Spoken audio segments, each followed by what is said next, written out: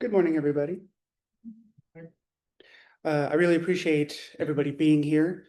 I find that whenever I write a Dharma talk, I always feel like I get more out of it probably than you do because it gives me a reason to research and wrestle with my own understanding as I try to come up with something that is useful and helpful. And so today I'm going to be talking about words um, and how words are helpful and sometimes a pain when we're trying to examine our own lives in the Dharma. How wrestling with the teachings can illuminate and how we can get caught or stuck in them. I'm going to talk a little bit about this in general, and then I'll delve more deeply into one example of this that I've been thinking about quite a bit, which is illusion versus apparent phenomena. Right? We hear illusion a lot, but sometimes I like apparent phenomena. And it's funny that Supi, who's with us on Zoom, asked about the line in Dogen's Fukan Zazengi to stop pursuing words and following after speech, because I'd already decided to talk about words today. And it's funny that Nico, who is a linguist, is with us. So Nico might judge my talk on words. All right. So when I think about examining words in terms of communicating the Dharma, I like to look at what the words mean, from a dictionary definition point of view. But I also really pay attention to how the words feel, what feelings arise for us when we encounter certain words, and what unspoken personal or cultural assumptions are baked into the words, or at least we bake them in when we hear them. And I think this is why there are so many different words in Zen. We talk about we're a transmission outside the scriptures, and then we write more than almost anybody. So I think this is why. Um, this is also why it's okay, 100% okay, if a particular way of articulating the teachings does not resonate for you. You're not a bad Zen student if one particular sutra or book or Dharma lecture doesn't spark for you. That's okay, except for mine. Words are important. As the quote goes, you have to say something, right? But words also come with inherent problems. We're trying to describe things that are often indescribable, like the taste of water to someone who's never had a drink, or colors to a person who's never seen them. And we have tools for this. We have metaphors, we have simile, but even when we relate colors to other senses, for example, somebody that's visually impaired, and we say um, red is hot, or blue is cool, or green is the smell of fresh cut grass, or red is loud and blue is quiet. These conventions rely on kind of a common metaphorical or experiential language, which might not be there. Some of us might find red to be a very angry, aggressive, scary color, and some of us might find red to be warm and safe. These issues can be compounded when we're starting to translate words from other cultures into English. Jocko has often said that translating shunyata as emptiness is the worst translation choice in the history of bringing Buddhism to the West. Bad. Because when Westerners hear emptiness, they often hear negation or nihilism. And that's not what shunyata means. But it's a very easy misunderstanding to get caught up in. Buddha nature, which is often used as like a foil for emptiness language, often gets conflated with something like a soul or a substance that is Buddha nature. And this is not correct either, but it's an easy trap to fall into. Even English words that we use here all the time, such as faith or altruism, have pitfalls. I tend to stay away from faith when discussing the Dharma because I tend to have a pretty negative reaction to it. I am always concerned that faith has too much of the belief without verification kind of Judeo-Christian baggage. Even if people are not practicing Christians, we are in a predominantly Judeo-Christian culture, and we take that in whether we know it or not. And so um, I'm often very cautious of the word faith. Similarly, I don't really like altruistic when discussing the co-creation that all beings are involved in, because to many of us, it seems to imply a certain emotional feeling. Everyone and everything is involved in the constant creation and functioning of the world. It is a constant act of giving, but there isn't necessarily a positive feeling associated with it. And if we think that there is, we're going to run into trouble. Think of the person, the politician, the situation that you think is the most awful, the most selfish, the most tragic. They're involved in the giving and creation of the entire world. But maybe there's not a lot of altruistic feeling going on there, right? Or at least we wouldn't think so. So if we think that this constant giving, creation, verification of the whole universe relies on it being something we think is positive, then we start dividing out certain things. Well, not that. Certainly that thing can't be involved in the altruistic giving of creation, but that's what's happening. So these words have pitfalls. They're not wrong, but they can have pitfalls. And it's kind of our responsibility to examine the words and what comes up for us that might obscure our own understanding, right? So when I think about these words that I'm cautious about, it is often not that I disagree with them, so much as I'm concerned with the underlying baggage that might be attached that might make these words obscure for us instead of clarify. And there is a trap here in this kind of dissecting of the words. When we are trying to dissect them, to be really sure that we know what we're saying. This is important. But we can be trapped where we get so focused on the words that becomes the dharma for us, that just the words, right? The words are never the point. The point of Zen is less suffering, compassionate ethical actions, and understanding our true nature. You do not have to read and understand all of Dogen to be a good Zen student. Zen is not an intellectual practice of accumulating knowledge, nor is it a belief system. There is no obligation in the sutras or Dogen's works or any of our teachers' works. It's just not there. What all of our ancestors and all of our teachers are trying to help us do is to wake up, not accept their version of awakening. This is very important. All words fall short, even beautiful words like uji, emptiness, or Buddha nature. Hopefully these words are tools that help us wake up. We are word creatures. Especially in our culture, we communicate with verbal and written words. We really like to wordify things. I just made that up, wordify. But I think it's true. I think we've all experienced where we have danced a thing, or sung a thing, or felt a thing. But we really like to word things, right? And there's nothing wrong with that. Working with words can be helpful, but if we get so caught up in trying to accumulate, dissect, believe the right words, we get focused on the right words, we've missed the point. And this is getting caught chasing words and letters. The words are never the things themselves. We handle the sutras with care, right? We're respectful when we pick them up, we bow to them, we copy them, because they are the teachings of our ancestors passed down to us. We show gratitude, we show respect. Because when we engage with these teachings, Buddha, Dogen, Shinshu's new book, they're there with us. But Buddha, Dogen, Shinshu, they're giving us words to help us wake up.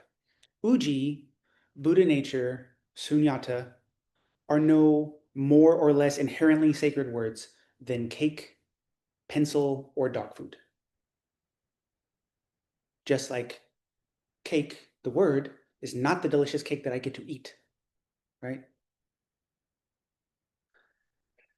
I'm going to be provocative. I'd rather you burn all the sutras and strive for body mind understanding than get caught in the pursuit of words. Having said all that, I think we should dissect some words. So there's an assertion in Buddhism, in a lot of Buddhist writing, that things are illusion. This is a very popular word in Buddhism. You sometimes hear, this is an illusion, the world is an illusion, or self is an illusion. I think we've all heard versions of this.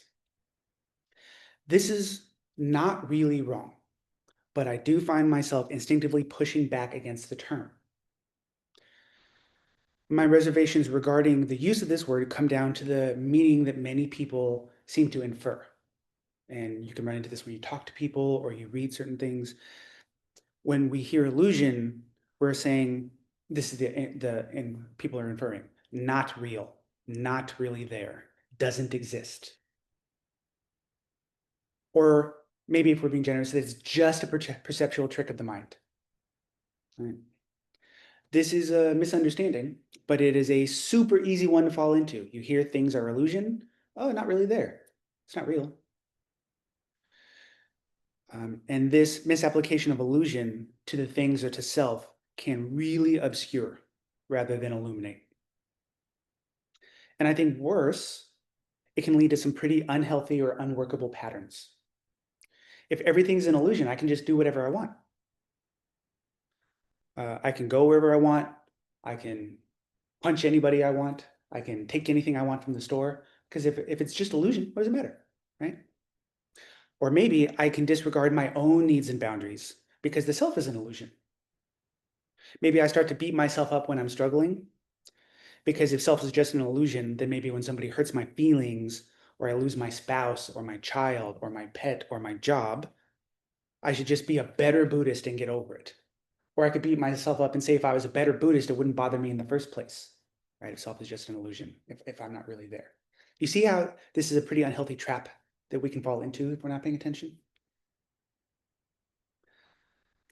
And so I've always been a little uncomfortable with this because it seems to reinforce the misunderstanding of the two truth doctrine, which in Buddhism talks about this. And the two truth doctrine, and I'm going to explain it, tends to put, I think a misunderstanding of it tends to put this idea of absolute reality above conventional reality. Like this is better or bigger or more real or more important. And so if you haven't been exposed to the two truth doctrine, it just says that there's an absolute and a relative truth. That there are two ways of viewing the worlds as things as appear to be, right? I am here, you are there, this is a podium, right? So on and so forth. And um, we have kind of this relative understanding, and we understand that all things are empty of inherent existence, all things are part of an interpenetrating, co-functioning universal whole, right? So we can understand as separateness, you're there, you're sitting on that cushion, I'm sitting on this cushion, and that's true. And we are not separate. All things are we're a particularity of the same functioning of the universe, right? And so you have this relative or conventional, and you have this absolute or emptiness truth, and they're the same thing. That's the thing. It's a way for humans to try to break down concepts to understand reality, but that all we're doing is making little kind of mind maps for ourselves. Conventional and absolute reality are not different, right? The Heart Sutra does not deny form. It says form is emptiness, emptiness is form. This is very important. It doesn't say form has emptiness. Emptiness is form, form is emptiness. Very important. But again, if we come back to illusion, if we start to think all things, I'm an illusion.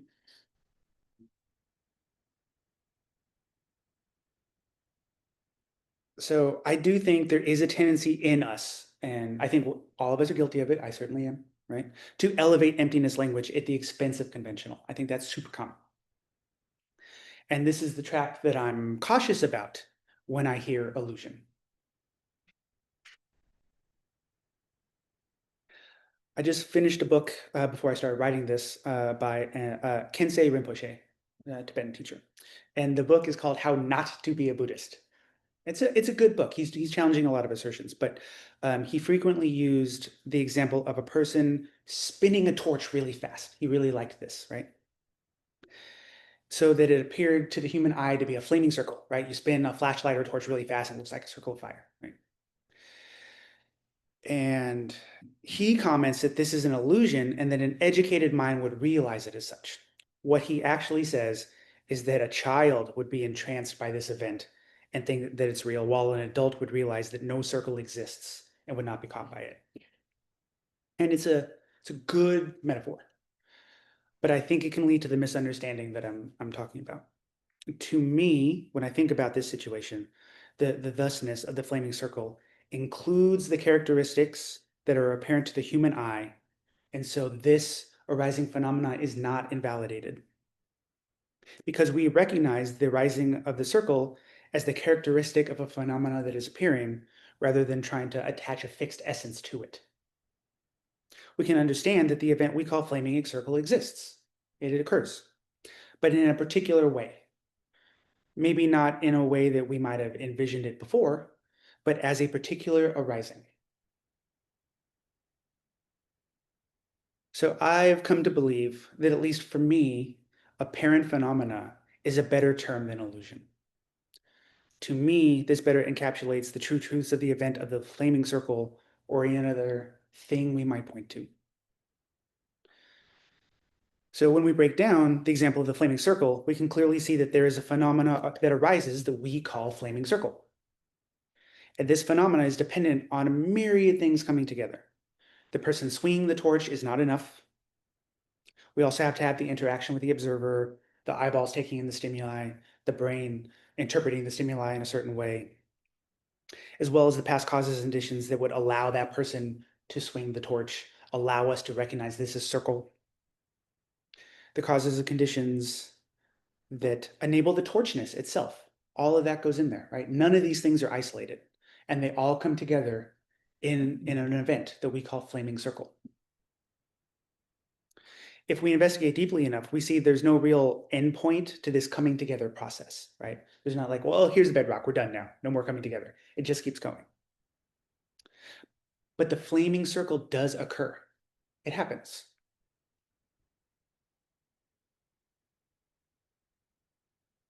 It essentially takes the participation of all the bits functioning together to create the apparent phenomenon we call flaming circle. The circle is not a discrete, separate event. It has particularity. It's that flaming circle over there. I see it. But that particularity is an expression of the whole universe functioning together. We might say that we cannot grab the circle, right? So it's not there as a physical construct. But something is happening, because if we reach out to grab it, our hand or our head's going to get whacked by the torch that's spinning in a circle, right? So something is going on there. Our brain has articulated it as flaming circle.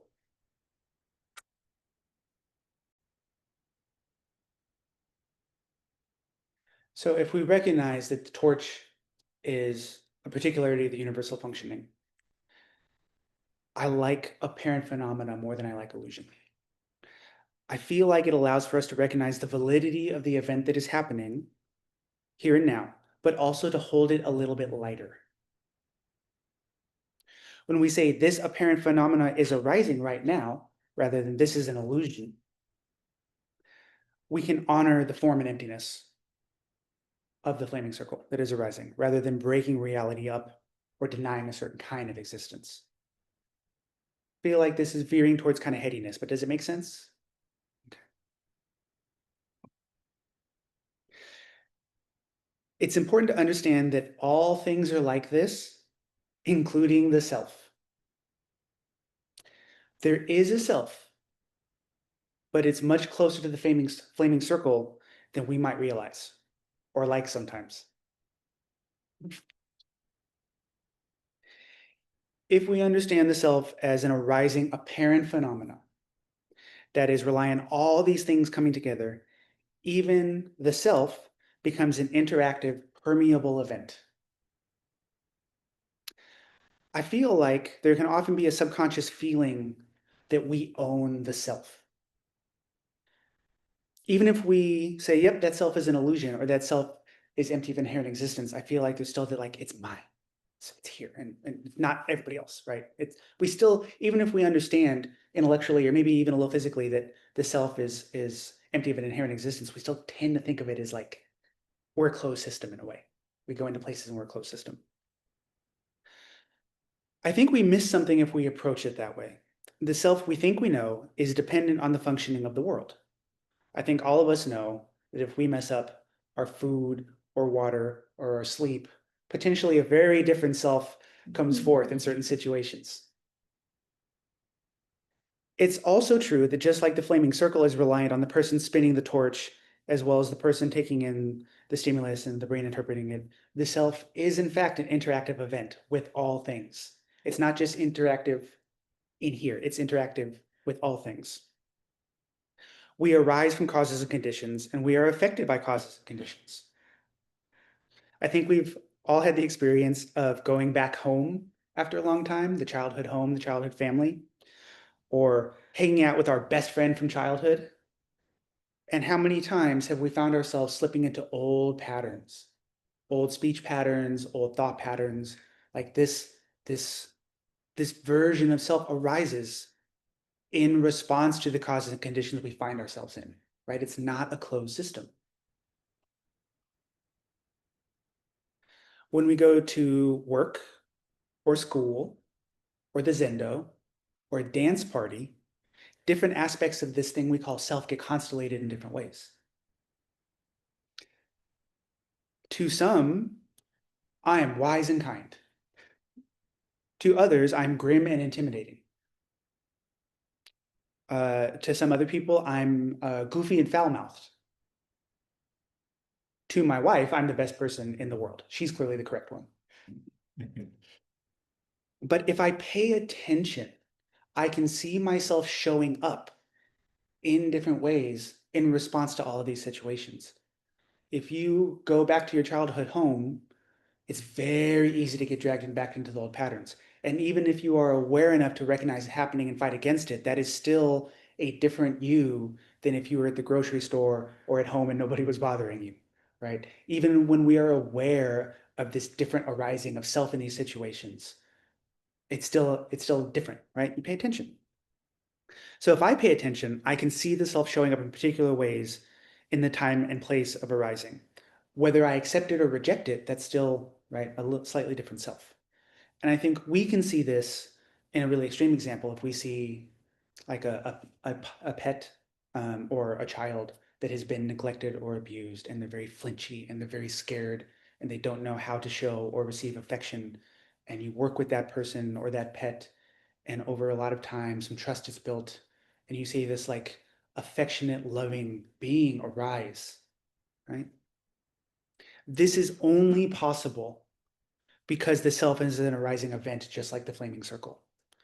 To have a self that is not co-created by all things would require a fixed, permanent self, separate from the rest of reality.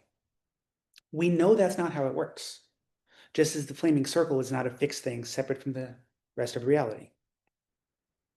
Right?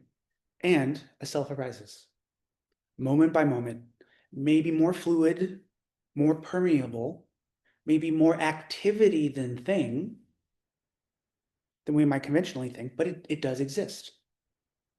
Self is not an illusion in terms of not really there. I like apparent phenomena for this. It doesn't deny that we experience a self, and it encompasses the arising of phenomena in the moment that we point to.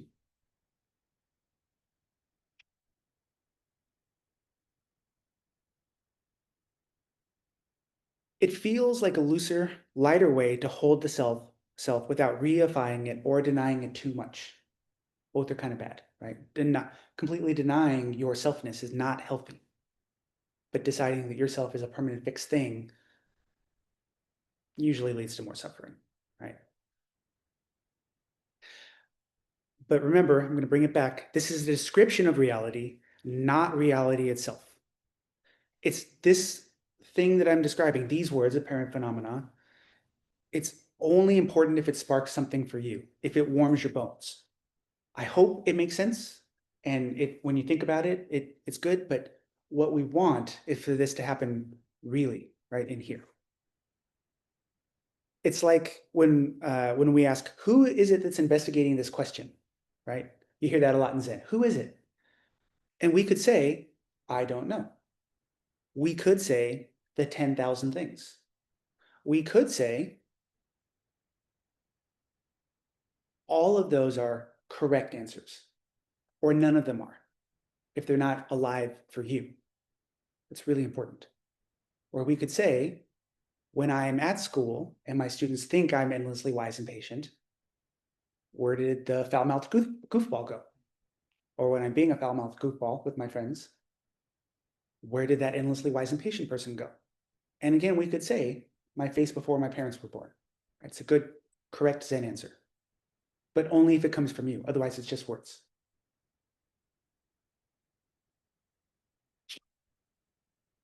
And I think this is what it all really comes down to. If the practice is alive for us, wrestling with the words of the teachings can be super valuable if we deeply investigate what is meant rather than what we assume we know. And if we deeply investigate what is brought up for us when we encounter the teachings. Zen practice is not designed to make you comfortable all the time. I think if you spent more than 5 minutes on the cushion, you have found that out pretty quickly. Not just our assumptions, but our personal and cultural baggage. This is not about changing the teachings into something that makes you comfortable. That's another trap, right? It's about paying attention to what arises for us when we encounter the Dharma, especially when we run into teachings that challenge us or make us uncomfortable. In many ways, it's a dialogue rather than passive absorption. What do the ancestors mean when they say illusion, emptiness, uji? What comes up for me? When I engage with illusion, it didn't quite sit right.